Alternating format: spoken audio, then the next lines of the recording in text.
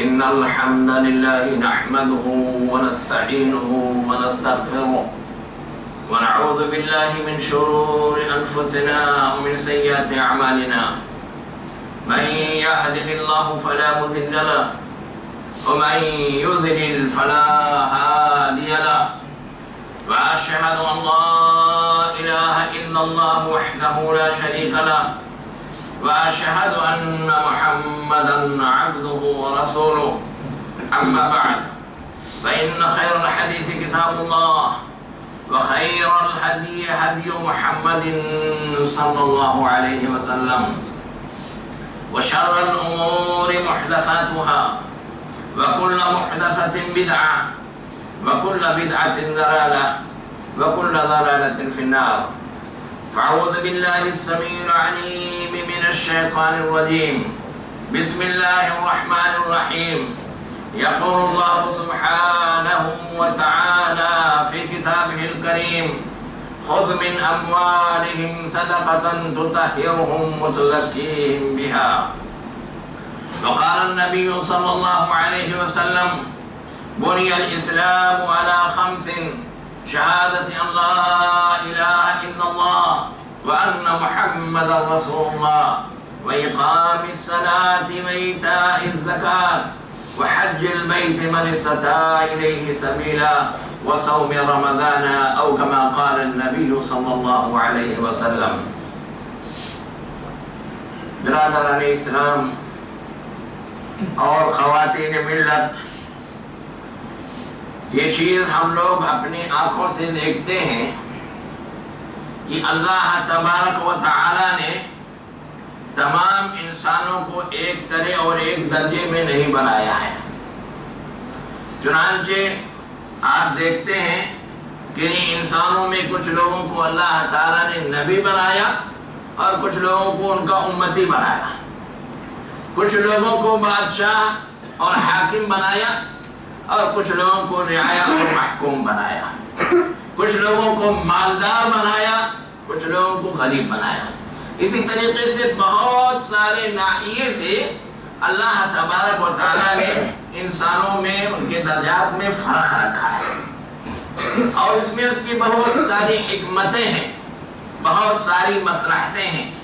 مثال کے طور پر اپنے معاشرے کو اگر ہم دیکھتے ہیں کہ کچھ لوگ مالدار ہیں، کچھ لوگ غریب ہیں، تو اس میں بھی ایک حکمت ہے، کیونکہ اگر سارے لوگ مالدار ہو جائیں اور ایک درجے کے ہو جائیں تو پھر کون سب کی خدمت کرے گا؟ دوسرے کے جو کام ہوتے ہیں دوسروں کے، وہ کام کون انجام دے گا؟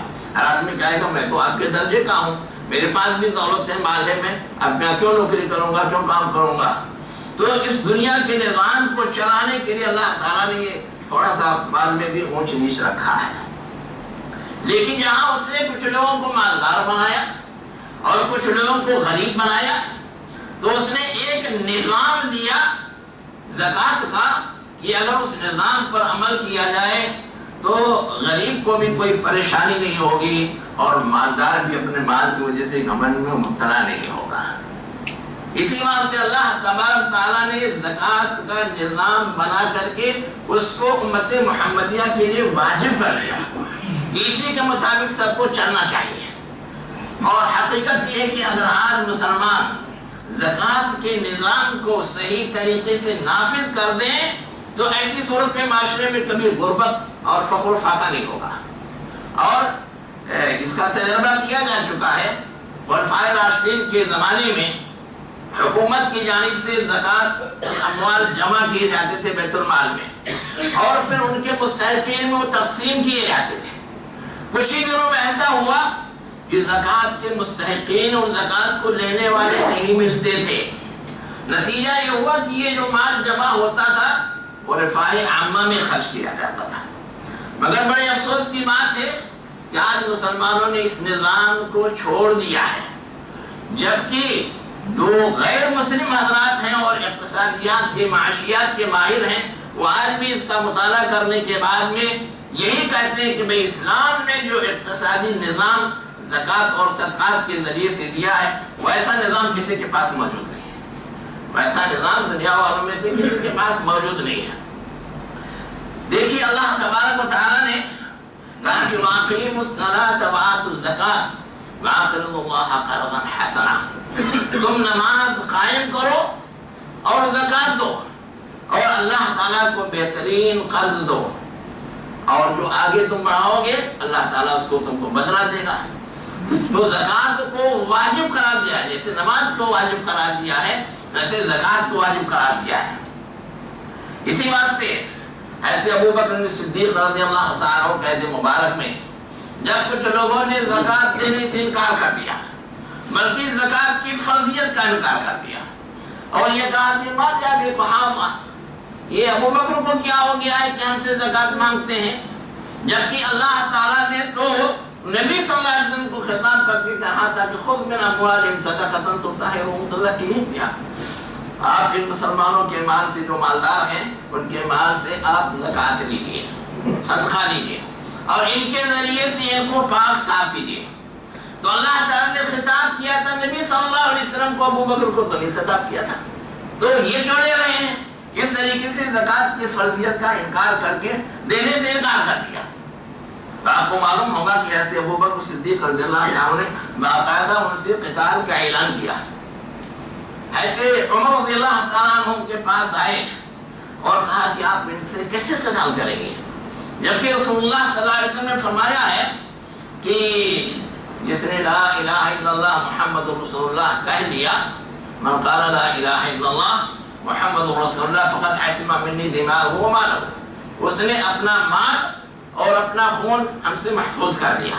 یہ سب تو لا الہ الا اللہ محمد رسول اللہ کہتے ہیں، آپ ان سے کیسے قتال کریں گے، ان کی جان مال محفوظ ہیں۔ تو ابو بکر رضی اللہ عنہ نے کہا کہ واللہ الذی یفرق بین الصلاۃ والزکاۃ لأقاتلهم، جو نماز اور زکوٰۃ میں جو ہے فرق کرے گا میں اس سے قتال کروں گا۔ یہ زکوٰۃ مال کا حق ہے، یہ ان کے اوپر واجب ہے، ان کو دینا واجب ہے۔ عمر رضی اللہ عنہ کہتے ہیں سب سننے کے بعد میں مجھ کو اطمینان ہو گیا کہ اللہ نے حضرت ابو بکر کی سینے کو کھول دیا ہے، انشراح صدر انہیں حاصل ہے اور وہ حق پر ہے۔ تو بھائیو زکوٰۃ معاملہ ایسا ہے کہ یہ واجب ہے، اسلام کے ارکان میں سے ایک اہم رکن ہے، اسلام کے فرائض میں سے ایک اہم فریضہ ہے۔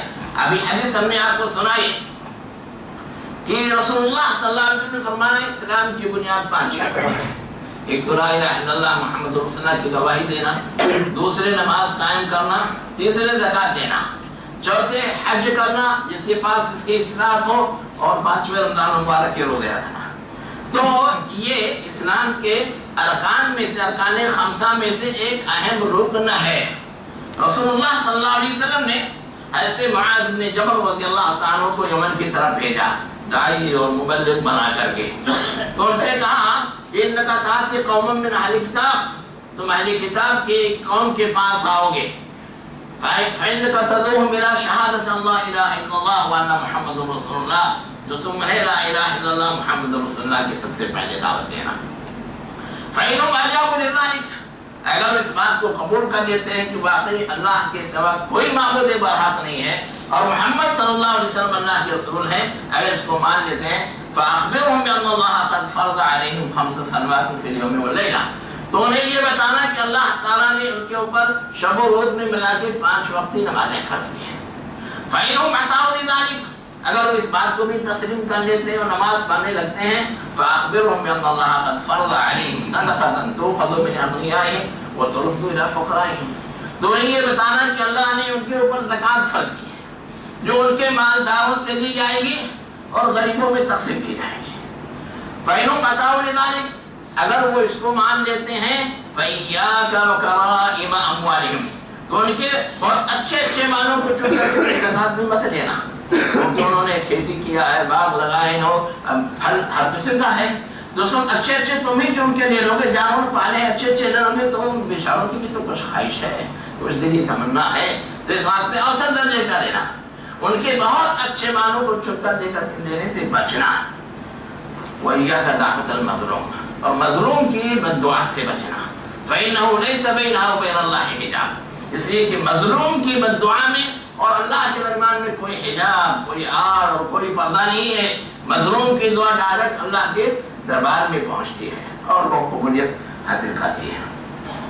تو دیکھیں یہاں بھی حضرت معاذ بن جبل رضی اللہ تعالیٰ کو رسول اللہ سے یہ بتایا تھا کہ جب لا الہ الا اللہ محمد رسول اللہ کے لوگ شہادت دے دیں، نماز پڑھنے لگے تو انہیں زکوٰۃ کا مسئلہ، ان کے معلوم میں زکوٰۃ ہے جو مالداروں سے لی جائے گی، اور زکوٰۃ کا فائدہ یہ ہے کہ اس کے ذریعے سے معاشرے میں موجود کمزور طبقوں کے کھانے پینے کا جو ہے انتظام ہو جاتا ہے، اور اونچ نیچ کا وہ احساس باقی نہیں رہتا ہے کہ جس کی وجہ سے آپس میں مسلمانوں میں ایک دوسرے سے دشمنی ہو، ایک دوسرے سے عداوت ہو، بلکہ زکوٰۃ دینے کی وجہ سے ان کے درمیان محبت پیدا ہوتی ہے، ایک دوسرے کے ساتھ تعلق قائم ہوتا ہے۔ ہمارے پڑوس میں غریب آدمی رہتا ہے، ہم زکوٰۃ کا مال، صدقے کا مال نکال کر کے اس سے پال لے جاتے ہیں، بھائی اللہ نے ہم کو حکم دیا تھا کہ آپ کی مدد کریں، یہ اتنے % ہمارے اوپر واجب تھے، یہ آپ کے لیے لے کے آیا ہوں، آپ کھائیے پیجیے اپنے بات خوش ہو جائے گا کہ ہمارا پڑوسی ہم کو ہمارا خیال رکھتا ہے۔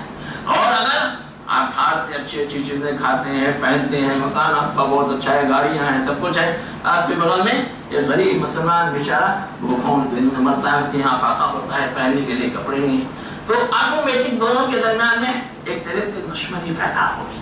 ہمارے بغل میں رہ کر کے اتنے ٹھاٹ باٹ سے رہتا، کھاتا پیتا اور ہمارا ذرا بھی خیال نہیں کرتا، کیا ہمارا کوئی حق نہیں ہے؟ ہو سکتا ہے اللہ کی بھی شکایت کر رہی ہے، اللہ نے اس کو اتنا مالدار بنا دیا، ہم کو اتنا غریب بنا دیا، تو بہت ساری فتنے پیدا ہوتے ہیں۔ اس واسطے ان سارے فتنوں کو ختم کرنے کے لیے اللہ تعالیٰ نے زکوٰۃ کا ایک نظام بنایا اور اس کو واجب قرار دیا۔ چنانچہ رسول اللہ صلی اللہ علیہ وسلم فرماتے ہیں کہ اگر کسی کے پاس سونا چاندی نصاب تک کا ہے، اس پہ زکوٰۃ واجب ہوتی ہے، مگر وہ زکوٰۃ نہیں نکالتا ہے تو قیامت کے روز اسی سونے اور چاندی کو کے پلیٹ بنائے جائیں گے اور اس کو جہنم کی آگ میں خوب گرم کیا جائے گا، اور گرم کر کے اس کی پیشانی کو، اس کی پیٹھ کو، اس کے پہلو کو داغا جائے گا، اور یہ داغتے رہیں گے یہاں تک کہ یہ ٹھنڈا ہو جائے گا، پھر گرم کریں گے، پھر داغیں گے۔ اس طریقے سے ایک ایسا دن جس کی مقدار 50,000 سال کے برابر ہے، یہ اس کو اس طرح سے عذاب دیا جاتا رہے گا، اس کو سزا دی جاتی رہے گی۔ لوگوں نے کہا کہ اللہ کے رسول یہ تو سونے چاندی کا معاملہ ہوا، قرآن نے بھی کہا ہے الذین یکنزون الذهب ولا ينفقونها فی سبیل اللہ فبشرهم بعذاب علیم یوم یحمى علیہا فی نار جہنم الی آخر الآیہ۔ تو قرآن نے بھی اس مسئلے کو بیان کیا ہے۔ لوگوں نے کہا اللہ کے رسول اگر کسی کے پاس اونٹ ہے اور اونٹوں کی زکوٰۃ نہیں دیتا تو رسول اللہ نے فرمایا کہ قیامت کے دن اس کے لیے ایک بڑا میدان برابر بنا کر کے اس پر اس کو لٹا دیا جائے گا، اس کے بعد میں اس کے جتنے اونٹ ہیں سب کو لائن سے لگا دیں گے، ان میں سے کوئی دبلا پتلا نہیں ہوگا، سب موٹے فربے اور اچھے قسم کے ہوں گے۔ پھر ان اونٹوں کو کہا جائے گا کہ اس کو اپنے پاؤں سے کچلو اور اپنے منہ سے کاٹو، یا اس طریقے سے ایک ایک اونٹ اس کو اپنے پاؤں سے کچلتے ہوئے اور منہ سے کاٹتے ہوئے آگے بڑھے گا، اور پھر وہ گھوم کر کے ادھر سے آ کر کے پھر لائن میں لگ جائے گا۔ اس طریقے سے یہ لائن لگ جائے گی پوری اس کو کچلنے کے لیے، اور 50,000 سال تک اس کو یہ اونٹ کچلتے رہیں گے اور منہ سے کاٹتے رہیں گے۔ بتاؤ جس کو 50,000 سال تک اتنے اونٹ کچلیں، اس کے جسم کی کیا حالت ہوگی، اس کو کتنی تکلیف پہنچے گی. یہاں تو 4 بیل لے کر کے ایک جو ہے دھان یا گیہوں کا وہ لگا کر کے چلا دو ایک روز دن بھر میں تو سب بھوسا بن جاتا ہے اور دانا سب الگ ہو جاتا ہے. 50,000 سال تک اتنے طریقے سے اس کو رونگایا جائے گا. ان کے کھر ہوں گے، مودا ہوگا، اسے دبائیں گے، منہ سے کاٹیں گے. پھر لوگوں نے کہا کہ رسول اگر کسی کے پاس گائے بیل ہیں یا بھیڑ بکری ہیں اور وہ زکات نہیں دیتا ہے تو اس کا کیا انجام ہوگا؟ تو رسول اللہ نے فرمایا کہ اس کو بھی برابر میدان میں لٹا دیا جائے گا اور اس کی گایوں اور بیلوں کو اور بکریوں اور بھیڑوں کو لے کے آیا جائے گا. ان میں سے کوئی جانور ایسا نہیں ہوگا جس کی سینگ نہ ہو، بغیر سینگ والا کوئی نہیں رہے گا. اور نہ کوئی ایسا ہوگا جس کی سینگ ٹوٹی ہوئی ہو، نہ ختم ہو گئی ہو. نہ کوئی ایسا ہوگا جس کی سینگ مڑی ہوئی ہو اور مارے تو اس میں چبھے نہیں. سب کی نوک دار سینگیں ہوں گی اور سب فربار موٹے ہوں گے. اور پھر ان کو ان گاؤں بیلوں کو اور پھر بکریوں کو کہا جائے گا اس کو کچلتے جاؤ اور سینگوں سے مارتے جاؤ، کھروں سے کچلتے جاؤ اور سینگوں سے مارتے جاؤ. اس طریقے سے جب آخری پہنچے گا، آخری چاہے وہ بھیڑ بکری ہو یا گائے بیل ہو، جب تک وہ پہلا والا پھر گھوم کر کے یہاں تک پہنچ جائے گا.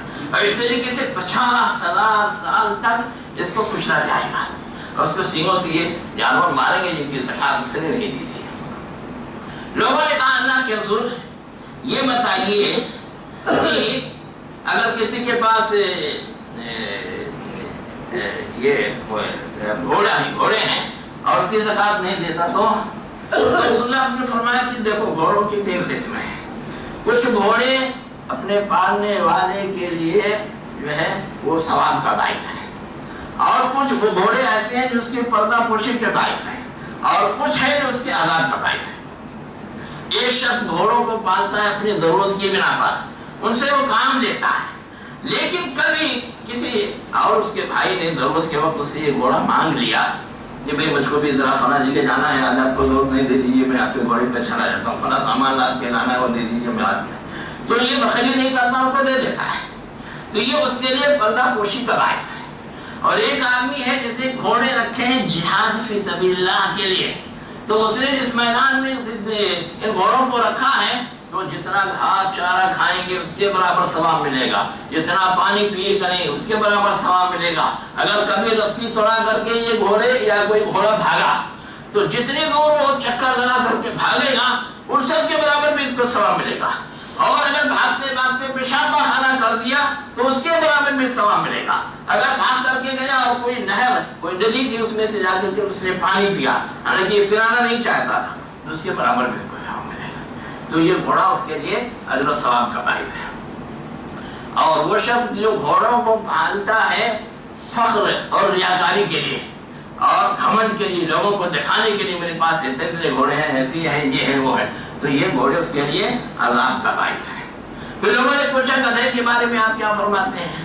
تو رسول اللہ صلی اللہ علیہ وسلم نے کہا کہ گدھے کے بارے میں تو کوئی چیز اللہ کی طرف سے نازل نہیں ہوئی ہے، ہاں ایک بڑی جامع آیت ہے، فَمَن يَعْمَلْ مِثْقَالَ ذَرَّةٍ خَيْرًا يَرَهُ وَمَن يَعْمَلْ مِثْقَالَ ذَرَّةٍ شَرًّا يَرَهُ. جو بھی ذرے کے برابر نیکی کرے گا وہ اس کا بدلہ اس کا ثواب آخرت میں پائے گا، اور جو ذرہ کے برابر برائی کرے گا اس کی سزا بھی اس کو ملے گی. تو بھائی اگر گدھا ہے، گدھے سے بھی آپ نے کچھ نیک کام کیا ہے اور اللہ کی راہ میں اللہ کے بندوں کی کچھ مدد کی ہے تو انشاءاللہ اس کا بھی اجر و ثواب ملے گا. اور اگر اس کے ذریعے سے کچھ گناہ کرو گے تو اس کی بھی سزا تم کو ملے گی. تو میں کہنا چاہتا ہوں کہ دیکھیے زکوٰۃ کی فرضیت کتنی شدید ہے کہ اس کے نہ دینے والوں کے لیے یہ سب عذاب بتایا گیا ہے. ایک روایت میں تو یہ ہے کہ ان کو اللہ تعالیٰ نے مال دیا اور اس مال کی وہ زکوٰۃ نہیں دیتے حالانکہ نصاب کو پہنچ گیا ہے، تو ایسے مال کا قیامت کے روز بہت زہریلا نر سانپ بنایا جائے گا اور اس سانپ کو اس سے گلے میں تاؤ کی طرح لٹکا دیں گے اور پکڑ کے جبڑا جوڑ سے نوچے گا، کاٹے گا اور کہے گا انا مالک وانا کنزک، میں تمہارا مال ہوں، میں تمہارا خزانہ ہوں. جو جمع کر کے دنیا میں رکھتے تھے اور زکوٰۃ نہیں دیتے تھے تو یہ مال اس کے لیے اژدہا بن کر کے اس کو کاٹے گا اور اس کو عطیہ دے گا. تو یہ سب بہت سخت چیزیں ہیں. تو بہرحال زکوٰۃ دینے کے جہاں بہت سارے فائدے ہیں، زکوٰۃ نہ دینے کے دینی اور دنیاوی دونوں نقصان ہیں. زکوٰۃ نہ دینے کے دونوں نقصان ہیں. رسول اللہ صلی اللہ علیہ وسلم نے فرمایا ما خالطت الزکات مالا الا اهلكته، زکات جب کسی مال میں مل جاتی ہے تو اس مال کو برباد کر دیتی ہے. زکات جب کسی مال میں مل جاتی ہے تو وہ زکات اس مال کو برباد کر دیتی ہے. کیسے؟ محدثین نے اس کے دو طریقے بتائے. دیکھا کہ ایک آدمی کے پاس اتنا مال ہے کہ اس میں زکات واجب ہے مگر وہ زکات نکالتا نہیں ہے، زکات دیتا نہیں ہے، زکات کی رقم اس کے مال میں ملی رہتی ہے، تو اس کی وجہ سے اس کا مال تباہ ہو جائے گا، اس کا مال برباد ہو جائے گا. دوسری شکل یہ بتائی ہے، ایک مالدار آدمی ہے اور ماشاءاللہ کھاتا پیتا ہے، وہ زکات کا مستحق نہیں ہے، لیکن اس کے باوجود بھی جا کے زکات مانگتا ہے اور حساب کر کے لیتا ہے اور لا کر کے پھر اپنے مال میں ملاتا ہے. تو ایسی صورت میں یہ زکات جو غیر مستحق ہونے کے ساتھ ساتھ میں اس نے لے لیا اور لا کے اپنے مال میں ملایا ہے، یہ زکات کی رقم، یہ زکات کا مال اس کے مال کو تباہ کر دے گا. تو دنیا اور آخرت دونوں جگہ میں زکات نہ دینے والوں کے لیے سخت وعید ہے، اور زکات دینے سے ہمیشہ مال میں برکت ہوتی ہے. دیکھیے اللہ تعالیٰ نے کیا فرمایا، خذ من اموالہم صدقۃ تطہرہم وتزکیہم بہا، اے نبی ان کے مالوں سے آپ زکات لے لیجیے، اس کے ذریعے سے ان کو پاک صاف کیجیے. زکات دینے سے مال پاک صاف ہو جاتا ہے. جس مال کی زکات نکال دی گئی، زکات نکال دینے کی وجہ سے وہ مال پاک ہو گیا. حضرت ام سلمہ رضی اللہ تعالیٰ نے مرتبہ صلی اللہ علیہ وسلم سے پوچھا کہ میرے پاس یہ سونے کا فائل ہے، میں اس کو پہنتی ہوں تو کیا یہ بھی کنز ہے جس کے اوپر یہ وعید وارد ہے؟ تو رسول اللہ نے فرمایا اگر وہ زکات کے نصاب کو پہنچ جاتا ہے اور تم زکات دے دیتی ہو تو پھر کنز نہیں ہے. تو یہ صورتحال ہے. تو زکات دینے سے مال میں برکت ہوتی ہے، زکات دینے سے مال میں برکت ہوتی ہے. زکات دینے سے زکات یہ اس کا مال پاک صاف ہو جاتا ہے، اور زکات دینے سے زکات دینے والا بھی پاک ہو جاتا ہے. ایک تو زکات نہ دینے کا جو گناہ تھا اس سے پاک صاف ہو گیا. دوسری یہ کہ انسان کے اندر جو مال کی لالچ اور حرص ہوتی ہے جس کی بنا پر وہ ہمیشہ مال سمجھنے کے حلال و حرام کو مد نظر رکھے بغیر کوشش کرتا ہے، اس سے یہ لالچ جو بدلی اس کے دل کے اندر ہے وہ لالچ نکال دیتا اللہ اور اس سے پاک صاف ہو جاتا ہے. تو زکات کے بہت سارے فائدے ہیں. آپ کو معلوم ہوگا ایک واقعہ کبھی سنایا تھا اور موجود ہے حدیث کی کتابوں میں کہ رسول اللہ صلی اللہ علیہ وسلم نے فرمایا تم سے پہلے لوگوں میں ایک آدمی جو ہے صحرا میں جا رہا تھا، اچانک ایک بدری اوپر تھی، اس نے آواز سنی کہ بدری تو فلاں کے کھیت کو باغ کو سیراب کر دے، نام لے کر کے کہا کہ فلاں کے باغ کو سیراب کر دے. چنانچہ وہ بدری پھٹ سے وہاں سے ہٹی اور ایک چھوٹی سی پہاڑی پر جا کر کے اس نے بارش کی.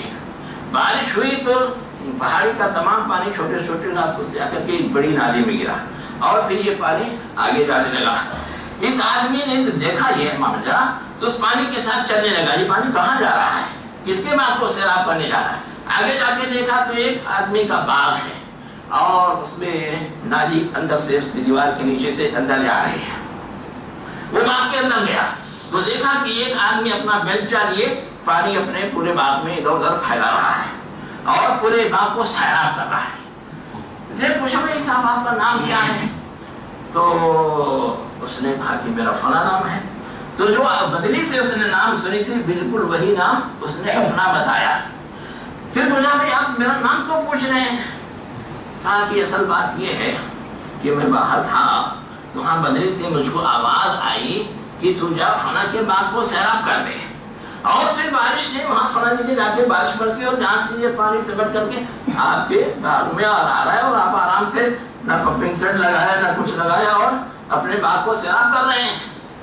تو یہ بتائیے کہ آپ نیکی کیا کرتے ہیں، کون سا اچھا عمل کرتے ہیں جن کی بنا پر فرشتے بدنیوں کو حکم دیتے ہیں کہ جاؤ فلاں کے باغ کو سیراب کر کے آؤ، اور اللہ اس طریقے سے فری میں آپ کا باغ سیراب کر دیتا ہے.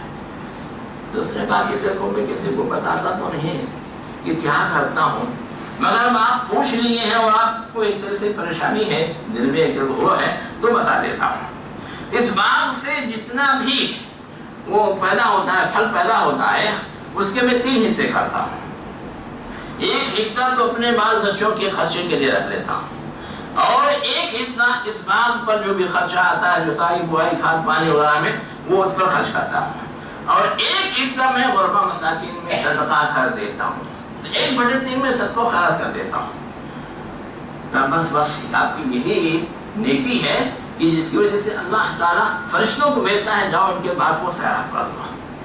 آج قحط سالی ہے نا، بارش نہیں ہو رہی ہے، سارے لوگ پریشان ہیں، تو رسول اللہ صلی اللہ علیہ وسلم نے فرمایا کہ جب بھی لوگ اپنی زکوٰۃ روک لیتے ہیں تو ایسے صورت میں اللہ بارش روک لیتا ہے۔ لوگ یہ سب تو دیکھتے نہیں ہیں، بس وہ ارے بھائی قدرت کی بات ہے اور ہو رہا ہے، اپنے اعمال کا جائزہ نہیں لیتے، توبہ استغفار نہیں کرتے۔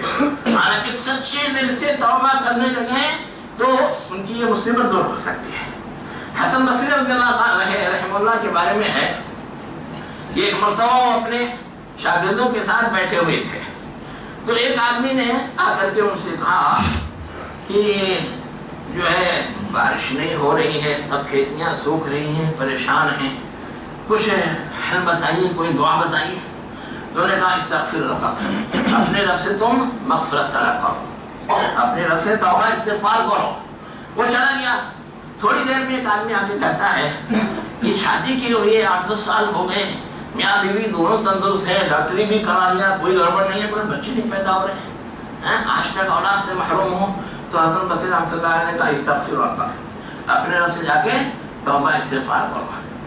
پھر ایک آدمی آیا، اس نے کہا کہ باغ اپنے پاس ہے، مگر باغ میں کچھ پیدا نہیں ہو رہا ہے، درخیزی اس میں نہیں ہو رہی، بس ایسے لگا ہوا ہے، تو آپ کچھ دعا بتائیے۔ تو نے کہا کہ استغفر ربک، جاؤ اپنے رب سے توبہ استغفار کرو۔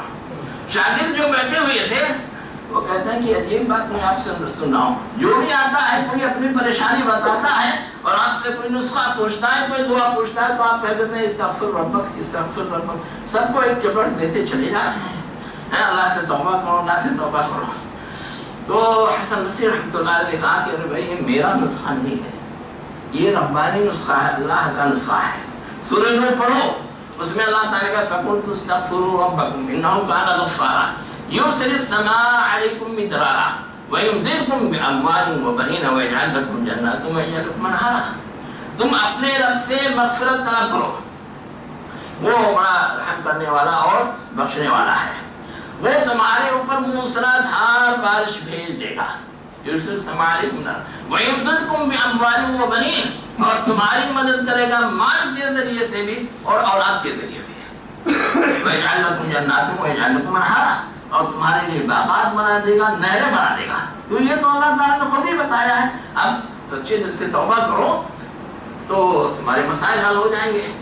ایک مرتبہ حضرت عمر بن خطاب رضی اللہ عنہ گئے استسقاء کے لیے، بارش طلب کرنے کے لیے، تو خالی کھڑے ہو کے توبہ کرتے رہے، استغفر اللہ رب من ذنب، اور بارش ہو گئی۔ تو یہ آسان نسخہ ہے، سب سے اچھا نسخہ ہے، تو یہ توبہ استغفار کرنا چاہیے۔ بہرحال میں یہ بتا رہا تھا کہ زکوٰۃ دینے کے بہت سارے فوائد ہیں اور ایک فریضہ ہے، اور اس کے ترک پر جو ہے سخت قسم کی وعیدیں ہیں، دنیا میں بھی اور آخرت میں بھی اس پر عذاب ہے۔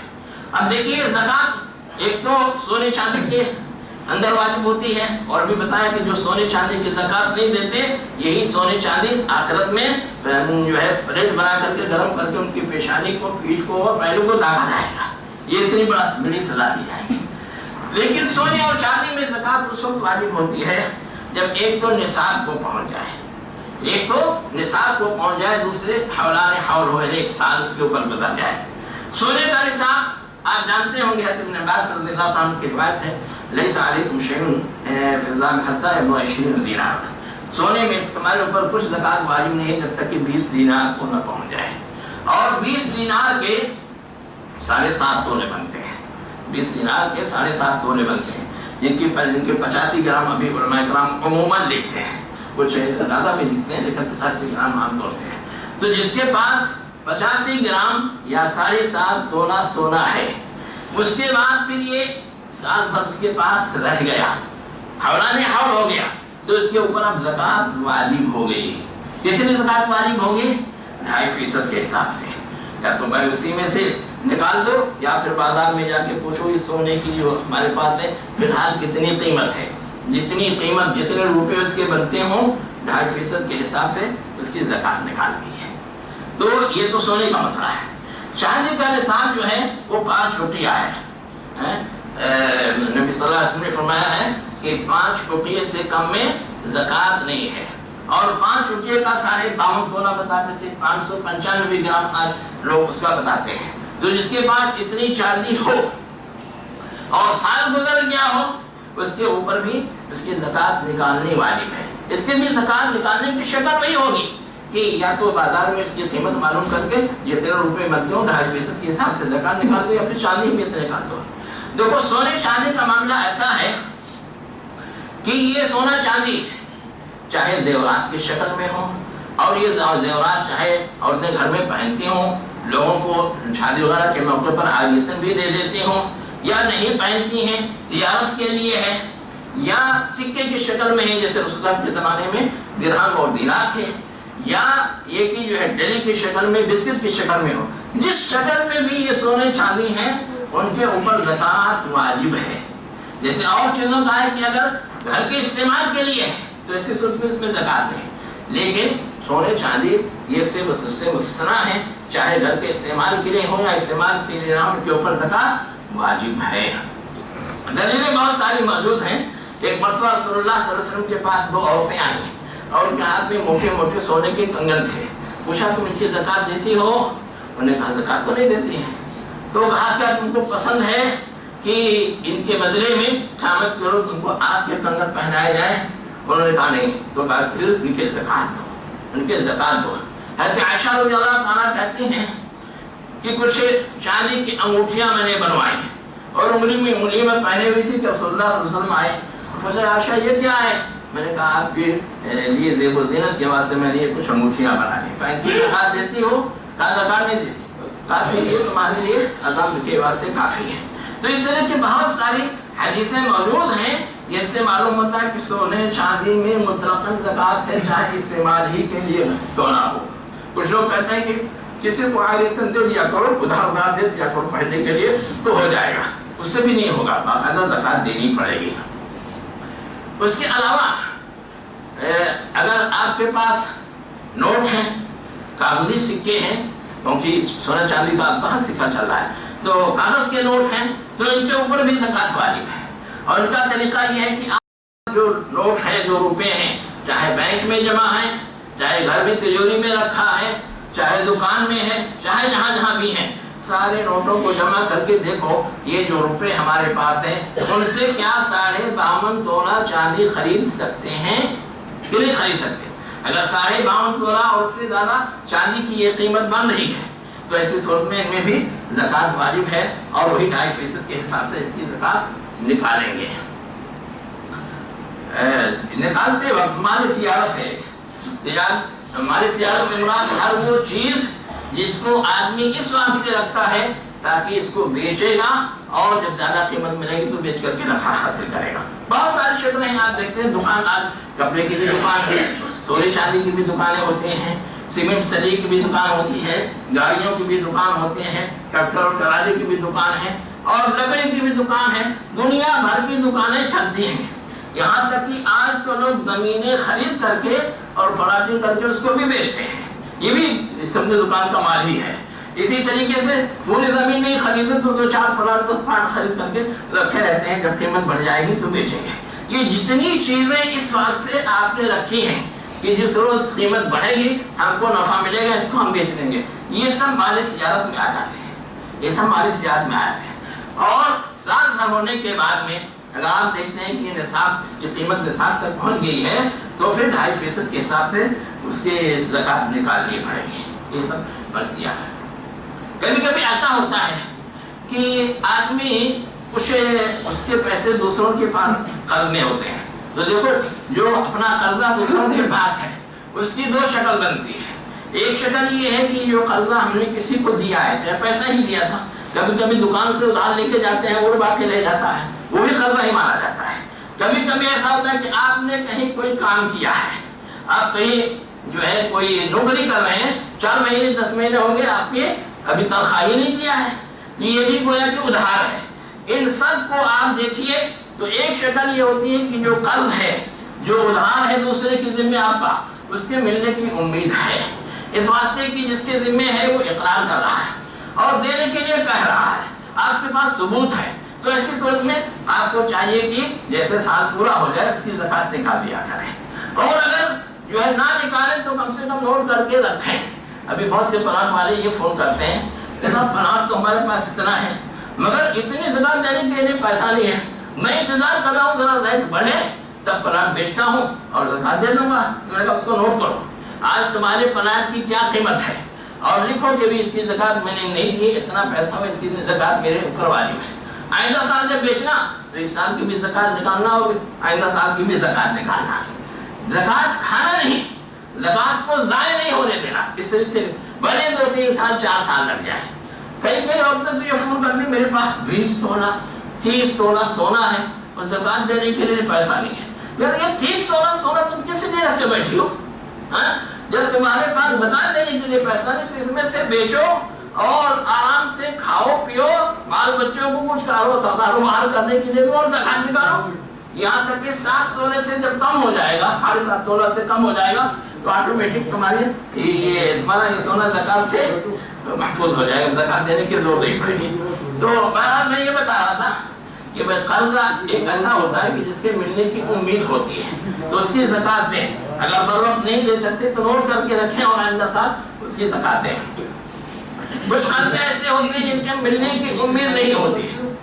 ایک صاحب نے آپ کے پاس آ کر کے کہا 50,000 روپے کی بہت ضرورت ہے اور ذرا دے دیجیے، اور لکھا پڑھی کیا کریں گے، ہم لوگ تو ماشاءاللہ ایک دوسرے کو پہچانتے ہیں، بھروسہ نہیں ہمارے اوپر، کیا آپ نے اس کے چکر میں آ کے 50,000 دے دیا اور کہیں لکھا پڑھی نہیں کی، کوئی گواہ نہیں مقرر کیا۔ اب جب 5-6 مہینے کے بعد مانگ رہے ہیں تو ہم کو دیا ہے، میں تو آپ کو کچھ قرضہ نہیں ہوں، اب آپ کے پاس گواہ بھی نہیں ہے، کہیں لکھا پڑھی بھی نہیں ہے کہ کورٹ کچہری یا پنچوں کے ذریعے سے جا کے حاصل کرو، گویا کہ یہ 50,000 آپ کا ڈوب گیا، تو ایسے صورت میں اس کی زکات دینا واجب نہیں ہے۔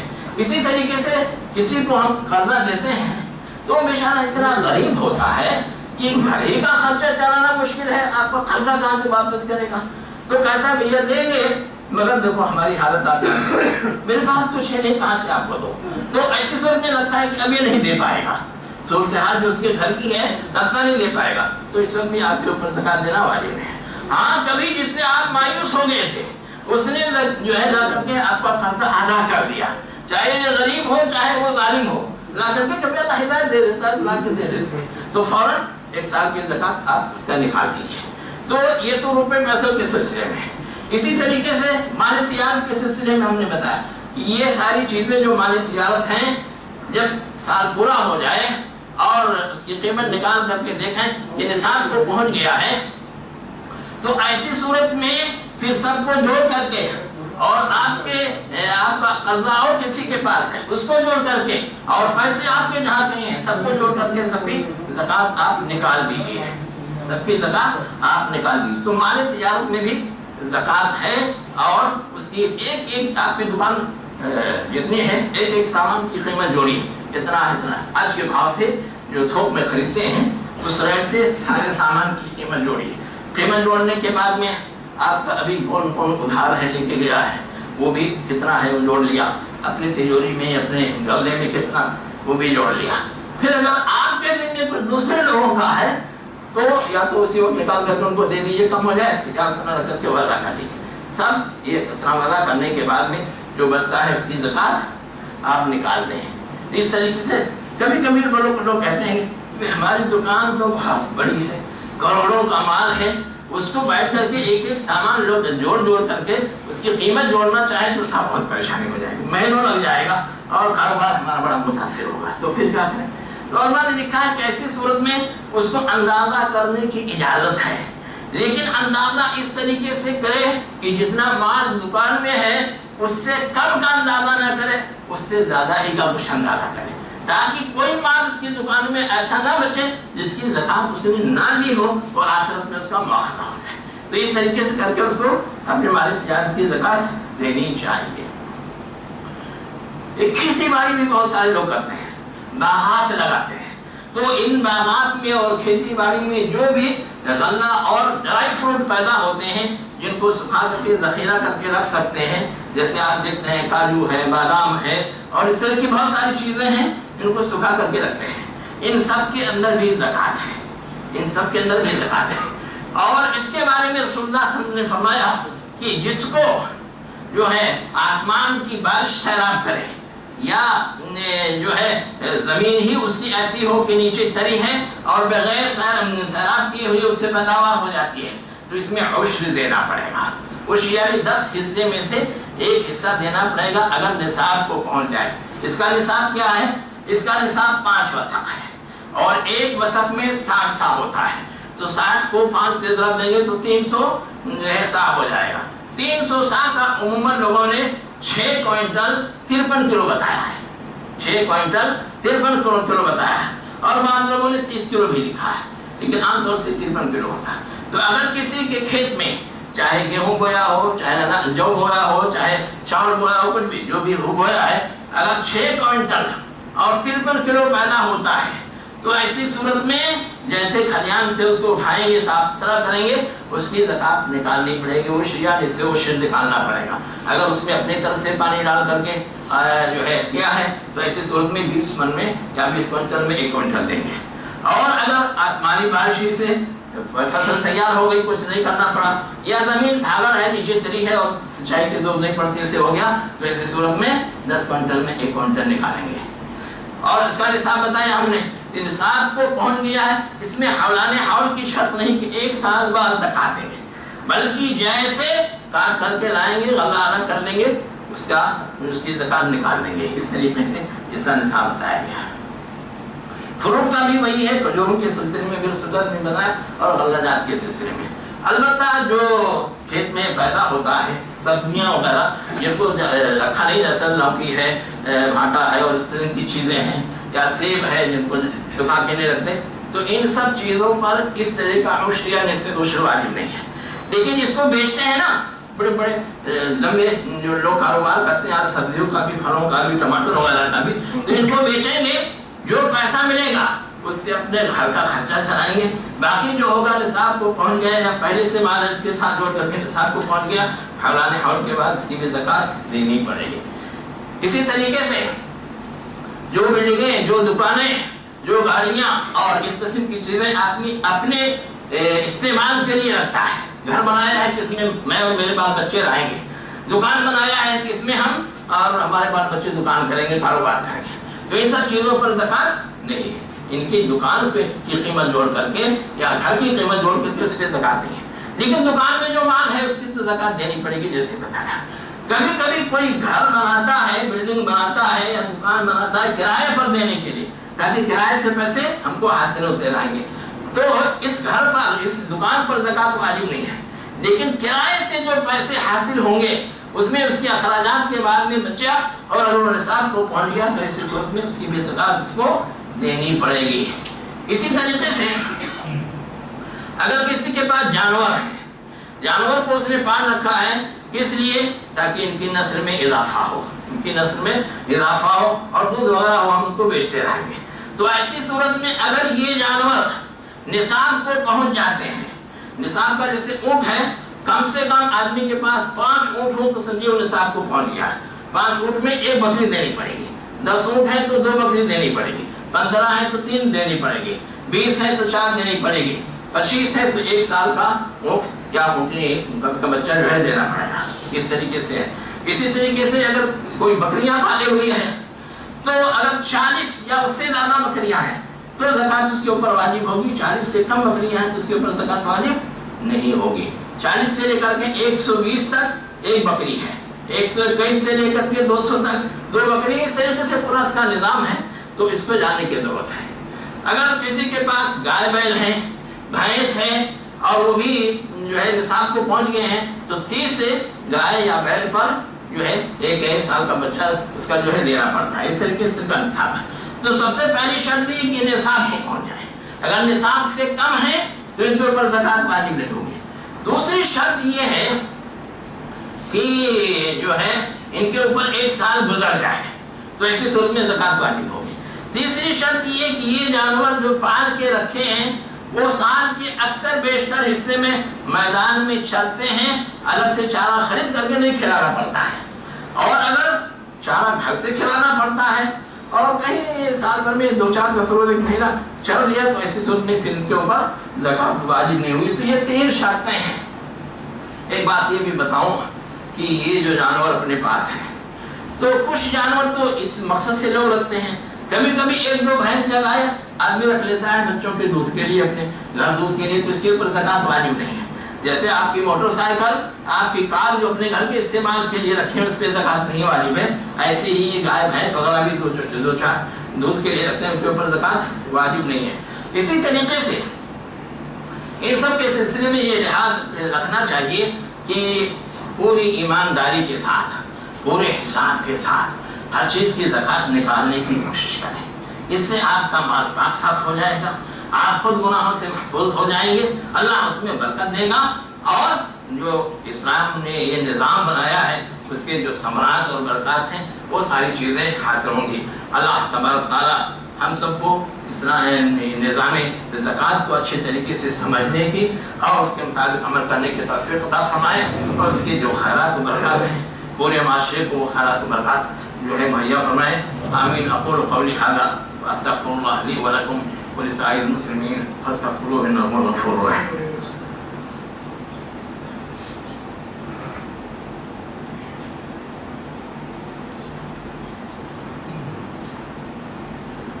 إن الحمد لله نحمده ونستعينه ونستغفره ونعوذ بالله من شرور أنفسنا ومن سيئات أعمالنا. من يهده الله فلا مضل له ومن يضلل فلا هادي له. وأشهد أن لا إله إلا الله وحده لا شريك له وأشهد أن محمدا عبده ورسوله. أما بعد فإن خير الحديث كتاب الله وخير الهدي هدي محمد صلى الله عليه وسلم وشر الأمور محدثاتها وكل محدثة بدعة وكل بدعة ضلالة وكل ضلالة في النار. فأعوذ بالله السميع العليم من الشيطان الرجيم. بسم الله الرحمن الرحيم. إن الله وملائكته يصلون على النبي يا أيها الذين آمنوا صلوا عليه وسلموا تسليما. اللهم صل على محمد وعلى آل محمد كما صليت على إبراهيم وعلى آل إبراهيم إنك حميد مجيد. اللهم بارك على محمد وعلى آل محمد كما باركت على إبراهيم وعلى آل إبراهيم إنك حميد مجيد. اللهم انصر الإسلام والمسلمين. اللهم انصر الإسلام والمسلمين. اللهم انصر الإسلام والمسلمين واخذل الكفرة والمشركين ودمر جميع أعداء الدين. اللهم انصر من نصر دين محمد صلى الله عليه وسلم واجعلنا منهم واخذل من عارض عن دين محمد صلى الله عليه وسلم ولا تجعلنا منهم. عباد الله رحمني ورحمكم الله. إن الله يأمر بالعدل والإحسان وإيتاء ذي القربى وينهى عن الفحشاء والمنكر والبغي يعظكم لعلكم تذكرون. فاذكروا الله يذكركم وادعوه يستجب لكم ولذكر الله تعالى أعلى وأولى وأجل وأتم وأكبر والله يعلم.